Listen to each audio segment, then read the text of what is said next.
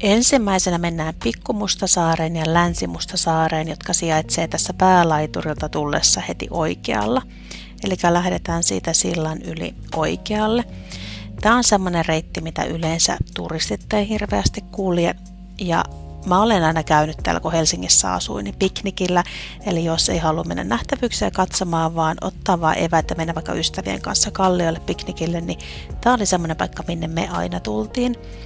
Sen takia, että täällä on vähän vähemmän turisteja, kuitenkin täältä löytyy vessat ja tähän ei tuule niin pahasti kuin tuolla toisella puolella saarta ja on kiva näkymä Helsinkiin. Eli lähdetään suoraan sieltä päälaiturilta oikealle kulkemaan, mennään 2 sillan yli ja tästä kerrostalojen läpi kuljetaan tänne taakse.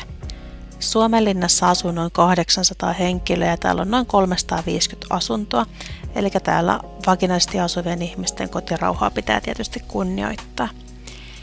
Täällä kerrostalojen takana sijaitsee nämä vessat yleisölle ja myös tuommoiset roskikset tuolla, eli tänne voi ihan hyvin tulla ja käydä veskissä ja jättää roskat tuonne.